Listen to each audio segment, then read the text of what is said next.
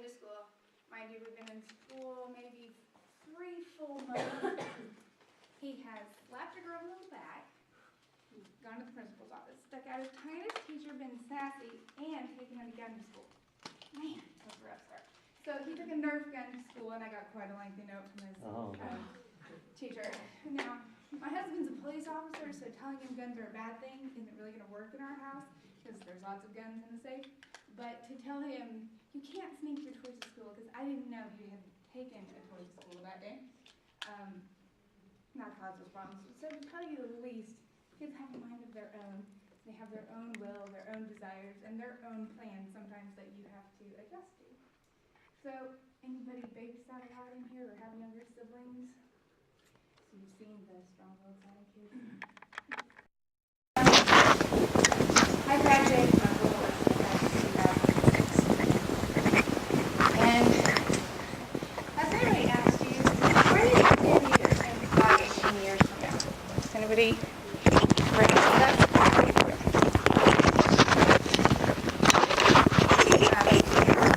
So what were some of your answers? Anyway, you guys are quiet. I'm going to have to wake you up. I have to have interactive conversations. I have no idea. I just have to graduate first. Hey, steps are good. Steps are good. There's nothing wrong with that. All right. Amber, I know your name.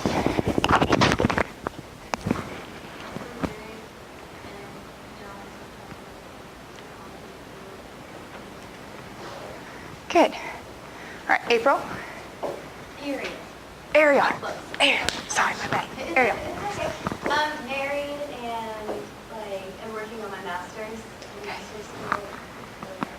Sweet. Now I know you're Emily. Okay. Well, probably I'd like to be, yeah. Probably not married, but getting ready to be married. And just have a job. All right. I'm gonna join the crew and I'm gonna say I want to be married. Good. All right, what do you know? I want to have it all figured out. I don't want to wait. That's why I'm not right to do. That's fair. All right, well, in 2006 when I graduated, I was a behavioral science major, which I don't think they even have that anymore, but it was psychology minus a math class, which was really important to me. So I went with that degree and graduated, dated a guy all 4 years. We decided getting married would be a good idea. Wasn't in the end, but it was at the time. So I got married, and God has a sense of humor because my plan was master's degree and get out of Bartlesville, Oklahoma. None of that happened. So plans change. One of the things that happened is after I got married, my first husband decided that we would stay here. He was from Oklahoma, and he got a job, and so I decided to go work at ConocoPhillips. I worked all through college for child welfare as an aide in, I don't know how else to describe it. For child welfare, I was an aide, but let me try this again. I was an aide, but back then we had a lot more privileges than we do now due to some mistakes that DHS has made. And so I was very involved with the kids, going into homes, talking to parents, seeing poverty up close and personal, walking into houses that I went home and took a shower from immediately. So I saw these kids coming out of these homes where almost all of them had a parent with some sort of addiction. Marijuana, another person, meth. I've held a baby that had herpes in its mouth because of a sick dad. I've held a baby as it shook because its mother decided that using meth would be okay while she was pregnant. Sorry, I get a little emotional talking about these kids.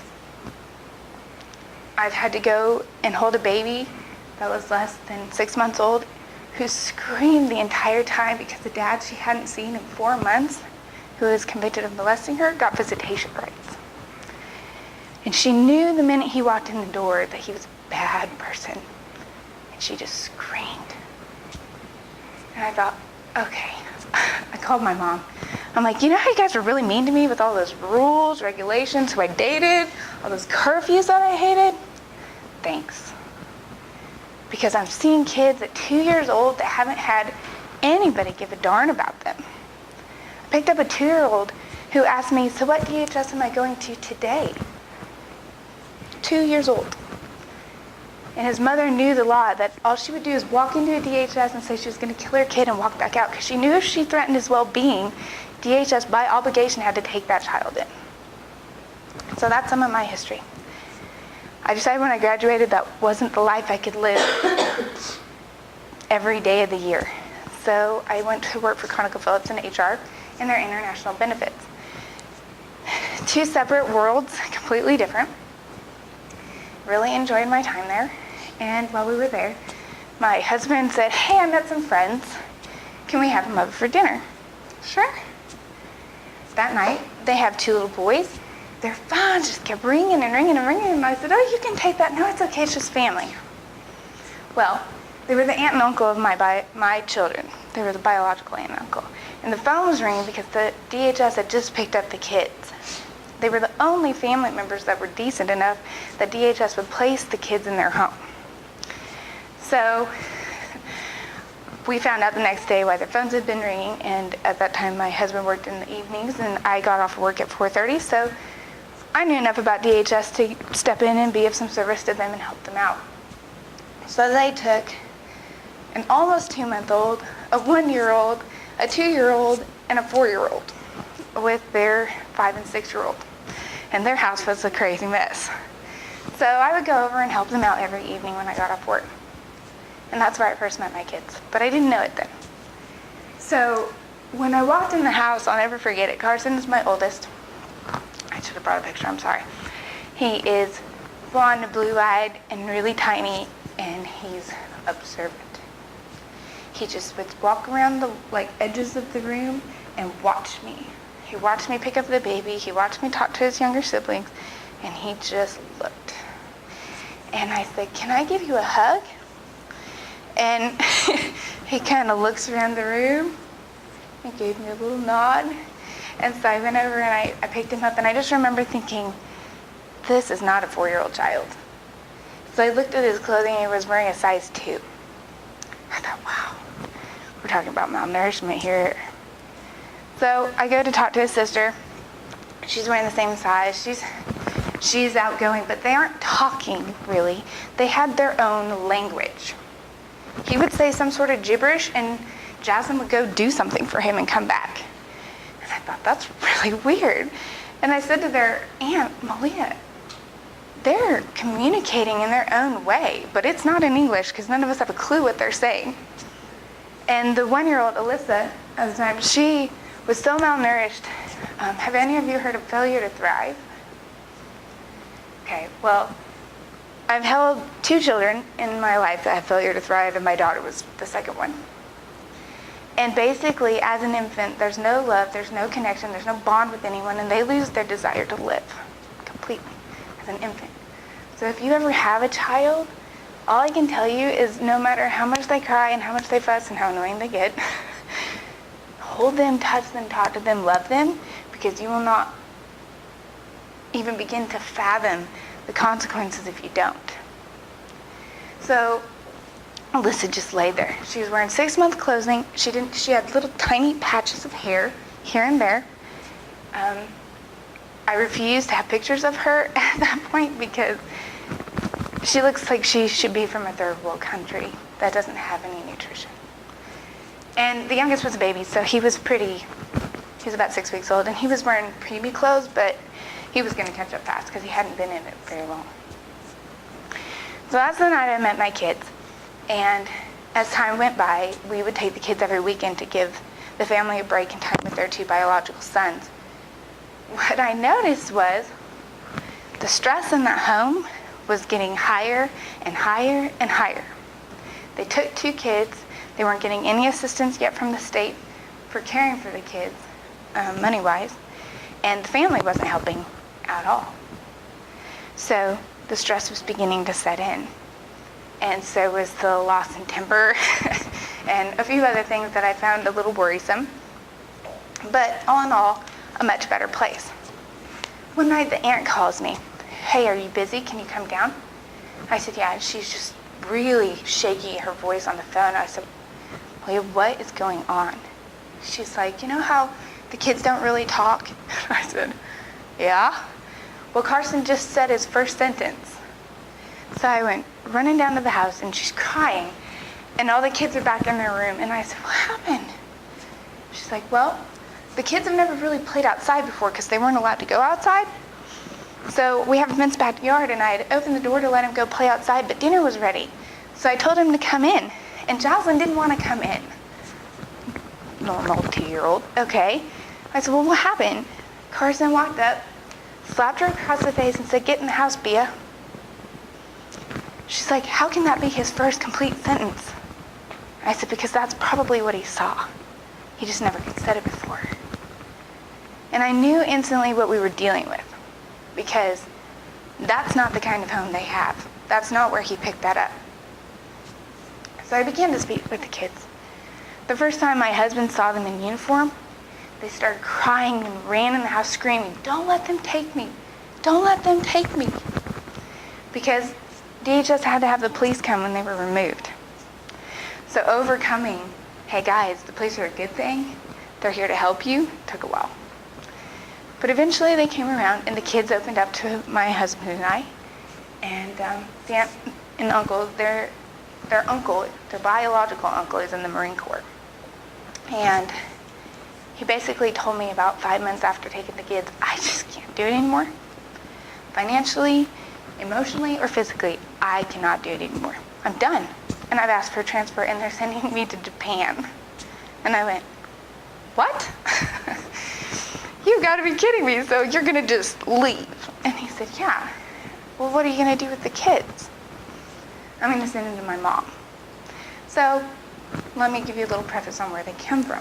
They call it the compound. Because years ago, the great-grandma had money, and she built her house, and then she built houses around it, and then since then, trailer houses have been put in there also. So pretty much everyone on the maternal side of the family lives in this one area. In fact, my mind was a little bit boggled the first time I went there because they lived less than 50 feet from help, but nobody saw the need to come and help those kids. Their own family didn't see the need because poverty was just part of it. Living and not working, that was okay with these parents. So, I asked Sean for a little bit more detail. Exactly what are they coming back to? Well, since their mom and dad left the compound because one of DHS requirements is A, that they both get jobs, and B, that they have their own place of residence. Because that house was so disgusting to DHS that they would never send children back to it. I said, okay. Wow. Sean, who raised you? And he said, my great-grandma. Okay. So why didn't your mom raise you? Oh, well, she was on drugs, and she always had men in and out of the house. So when I was about 12, I walked over to my grandma's house and told her I was only going to live there. Okay, so let me get this straight, Sean. You're going to send these kids back to the woman who didn't raise you because she wasn't a mom to you. But you're going to put all 4 of them back in that home. I just can't do it anymore. Okay, fair enough. So I went home and bawled my eyes out because all that was going to happen is more mistreatment of these children. Not being fed, not being cared for, not being looked after. And then I remembered something, so I went back to Sean's house and I said, Sean, isn't this the mom that you said was watching Carson one day and he fell down 18 stairs and went unconscious? Yeah, that's her. Okay, Sean, can you live with that on your conscience? Sean decided that he could because he was just emotionally and physically drained. And he finally just said, I don't care what DHS does, but for the sake of my family, I can't do this anymore. Went back home, I told my husband, and he was getting ready to go on a 3-week trip. And he said, you know, maybe we should step in. I said, okay, we're not certified to be foster parents. We aren't even in the county, and we're not blood family. They have blood family that they could go to. How is this possibly going to happen? I said, but all right, you go on your trip, I'll pray about it. I fasted and prayed for 3 days. And I went to Sean and I said, you're getting ready to go back to court. Can I just go with you and sit out in the waiting area? I'm not going to go in. I just want to sit and pray. Sean's like, sure, I don't care what you do. I said, okay. So when I got there, before they went back, he knew that we would take the kids if we could. But that the likelihood of that is very small because DHS will always place kids with biological family, blood family. Sean walked into that courtroom, and he will tell you to this day he never intended to say my name when he went in there. But the family had gotten really rowdy, and they were all fighting and yelling to the judge, and she slammed down her anvil and had Sean sitting in the stand and said, "Who should they go to?" And my name came out. As soon as he said it, you can't take it back, it's done. She said, "Done, do it. I want these kids there by Monday." It was a Friday. And so court ends, their aunt comes walking out, and she comes and sits down next to me and says, "They're going to you." The family marches out, they're ticked, and I'm like, okay. So I went to Sonic because I was starving, and I said, yes. All right, God, I don't know what I just got myself into, but I'm going to trust you that you have a plan. So make it happen. Because my prayer through this is, God, two things: that the kids will go somewhere where they will come to know you, and where they're not going to be mistreated anymore. They don't need that. Kids don't need that. So I drive home, and the whole time I'm just like, I have 4 kids. I have a 6-month-old, a 1.5-year-old, a 3-year-old, and an almost 5-year-old. I have to go shopping. I have to go buy beds and food and clothes, and this is crazy, God. What am I doing? So I drive back to Bartlesville because they were from Claremore, and immediately got everything ready. And the kids actually came the next day. The aunt and uncle were just really tired and exhausted and said, "Here you go." And I'm like, okay. In the meantime, my DHS here in Washington County that I work for, my previous supervisor called me, and I said, "Hello?" And the words, "What just happened?" came out. I said, "I really don't know, but I realize that it's against everything you guys stand for." And she goes, "That judge is crazy. We can't do this. You're not ready. Your home's not approved. You don't have foster classes. You're not going to get any financial help. Are you sure you know what you're doing?" And I said, "No, I don't have a clue, but I have 4 kids, so I got to go." And she's like, "Okay, bye." All I knew is God was going to work it out.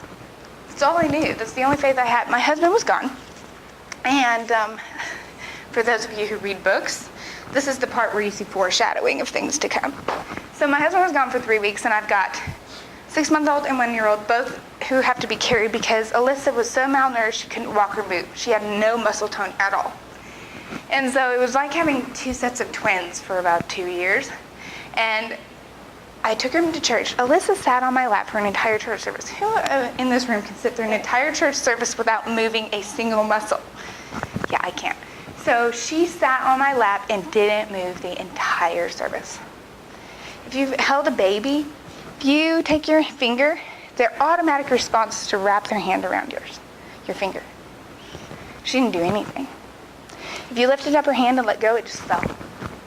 She didn't care. She didn't have a desire to know you. She wouldn't reach for people. I could hand her to a complete stranger, and she'd just go. She'd just lay there. And I thought, okay, God, I need a miracle because I'm going to lose this baby. If something doesn't happen, I'm going to lose her, and she's not going to make it. And so after a lot of praying, I decided to go to my mom and just ask that we pray for a miracle for my daughter. My grandma died of cancer that same month. So I flew to Phoenix and went to Flagstaff to say goodbye to my grandma. And I missed her by about 2 hours. She had gone into a coma and became unresponsive. And I didn't get to say goodbye. The last conversation I had with her, she told me, "Jessica, try to tell your kids yes more than you tell them no. Because that's what they need right now. Is tell them yes as much as you can." I was like, "Okay, Grandma." So I called my husband to tell him that my grandma passed away. And there was something just weird in his voice.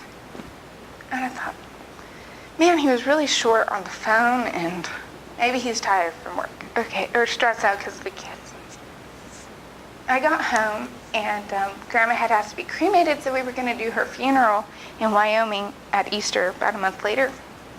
And I asked my husband if he'd take the time off to come with me and help me And he said, sure, yeah, I'll go with you. Okay. He never asked for the time off.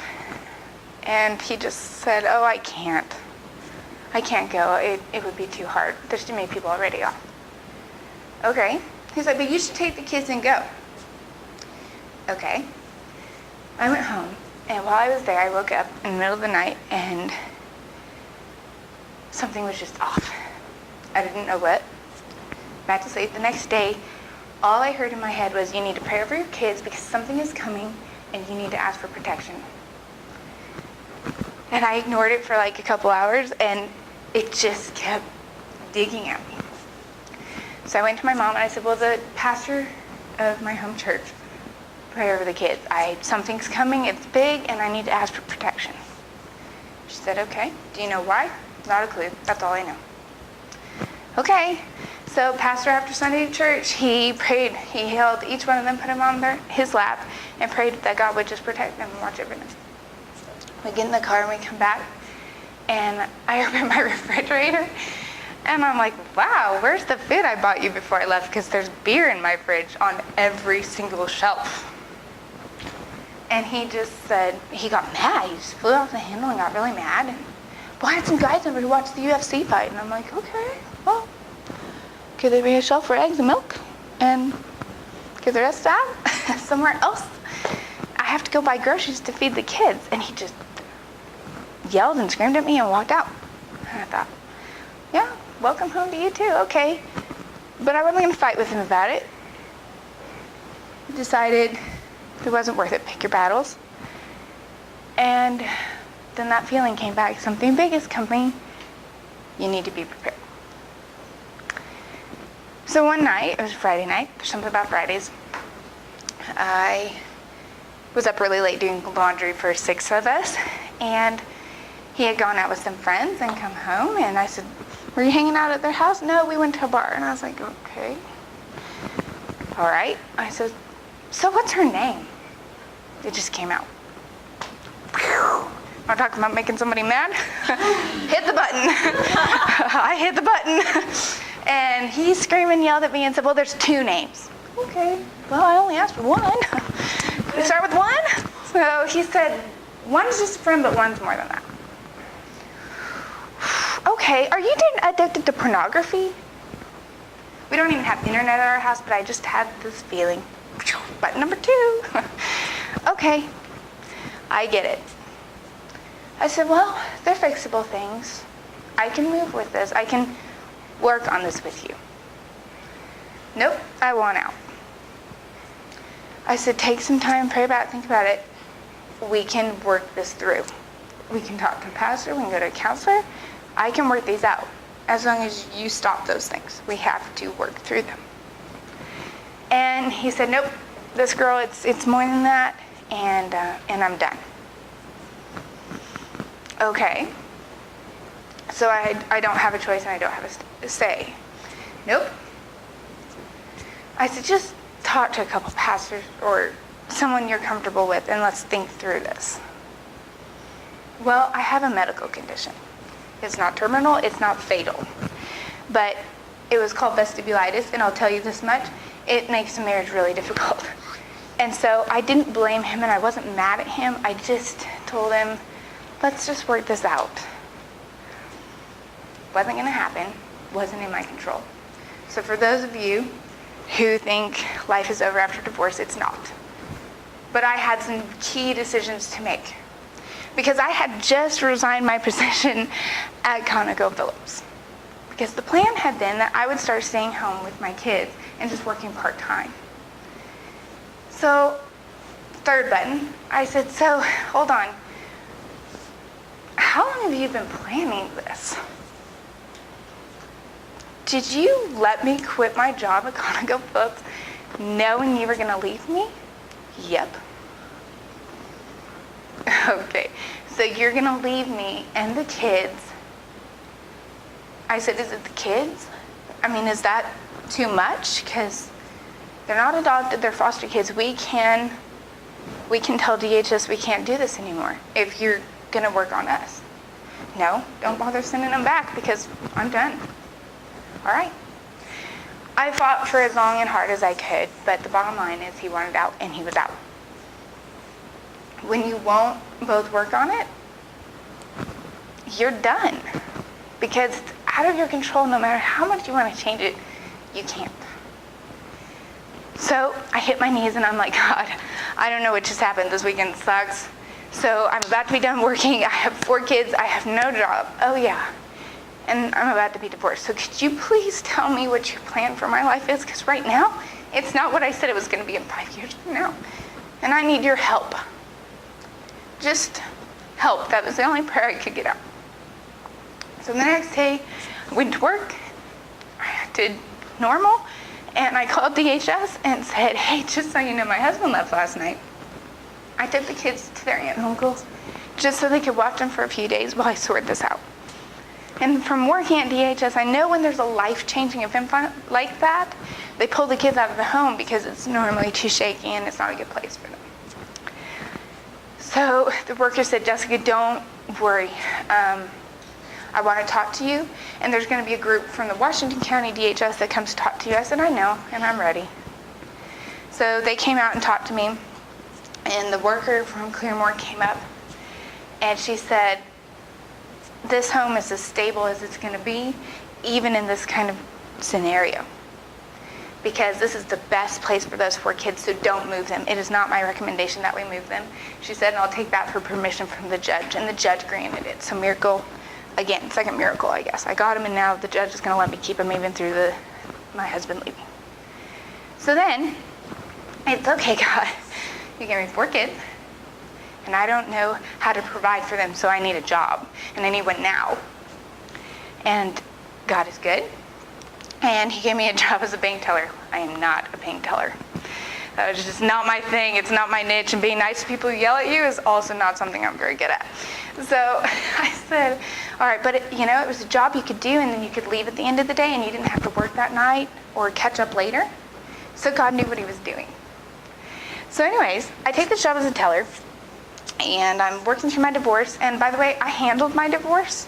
If someone tells you that they're going to leave you, first thing I did is go to the bank and split our accounts in half and save the receipts as proof that I split everything down the middle.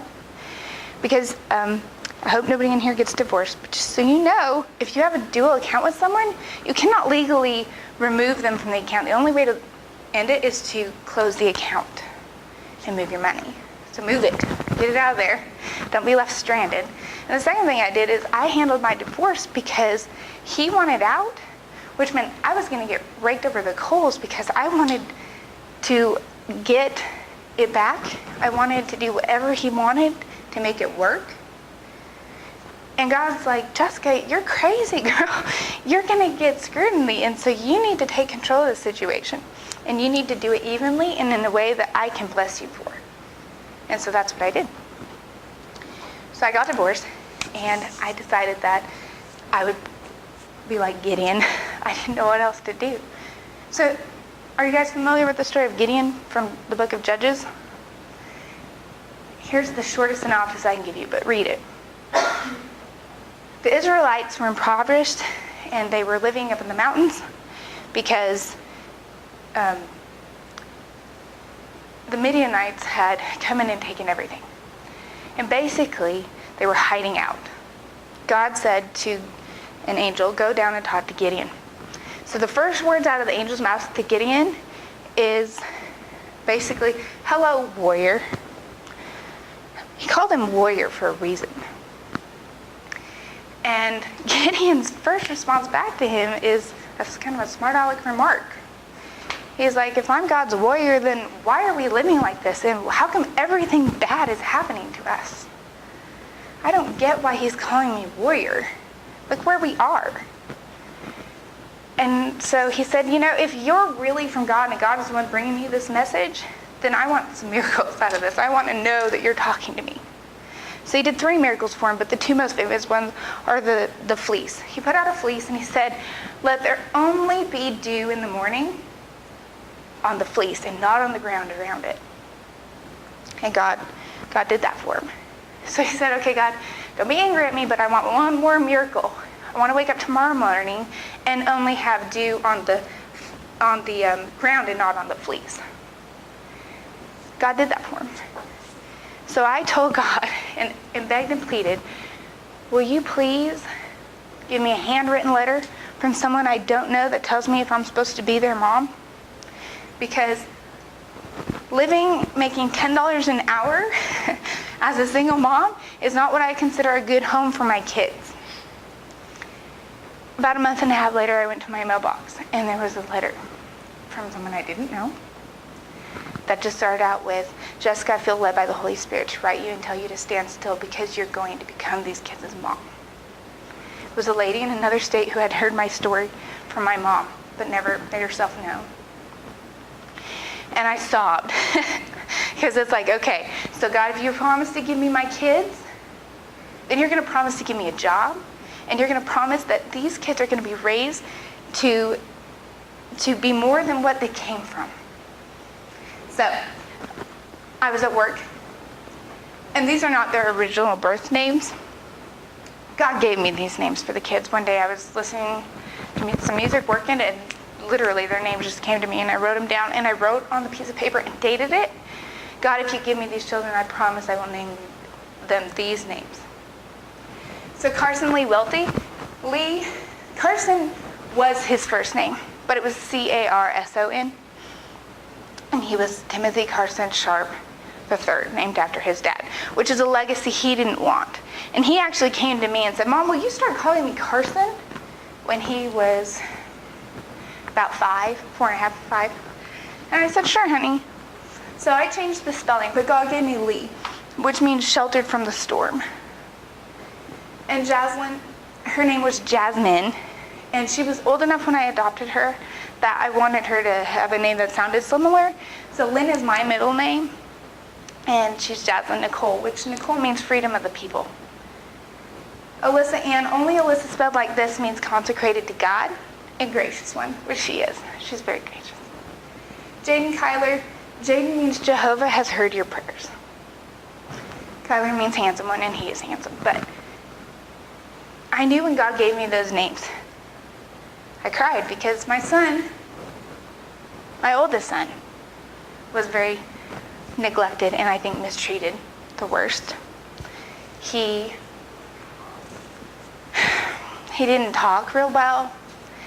And when he came to me, for those of you who are going to go on and be psychology majors, he was only with me a couple of weeks, and I knew from my brief experience in college that things were not mentally right. So I took him to a psychologist who diagnosed him for me. And he has articulation circulation disorder. He could have been saved had the parents noticed that, hey, our kid doesn't talk. They could have worked with him from a young age and made it possible for him to be a lot further than what he is. I apologize, I didn't bring my phone to see what time it was. But since they didn't do that, the damage is pretty much done. So for psych majors, in that first 5 years of your child, you're setting their foundation for the rest of their life. It is crucial. If you take nothing away today from what I hear, just take this. If you're going to be responsible enough to have a child, don't mistreat it. Don't even think about it. If you lose your temper, put the baby in the crib and walk away. Don't mistreat your kids, because you will do damage that will last them the rest of their lives, and that is your sin on them. That's not their choice. Don't do it. Because I am still dealing with my son, and when I see him struggle, and I see him have moments where he is suffering because his parents just didn't want to touch him, talk to him, hold him, or have anything to do with him, it breaks my heart. I can't imagine just shutting the door on him. His bed was covered in feces in the walls because the kids didn't have toys to play with, so they would dump out their diapers and play with it all over the walls of their home. The day DHS picked them up, there were groceries on the floor from other family members who had bought groceries, but they hadn't put it in the fridge or fed it to the kids. So when I brought it, it had mice and roaches crawling in and out of it. And when the roach jumped down the caseworker's shirt, she said, okay, it's time for these kids to go. Carson is the most amazing child because he's a perfectionist, and even through his disability, he will work and work and work and work until he gets it right. And it will take him 5 hours longer than anybody else, but he will do it till he gets it right. And God's going to honor that about my son someday. But he didn't have to have that. If they had treated him the way that they should have, if they had noticed that their son didn't talk or communicate, all it would have taken was them to hold him and talk to him and read a book. And the back of his head is completely flat because he laid in a crib or a bed around the clock without being held or touched. So, that being said, Jasline's my people person. She's like me. She can talk, and she's really happy all the time. Nothing gets her down. She wanted to go for a picnic one day, so I let him. Oh yes. It was the wind was blowing, the wind was cold. She has her napkin on all of her food. She's like, it's not so bad. No, it is, and we're leaving. She's always got a bright side to everything, which is how she approached her parents. Jasline's approach to her parents has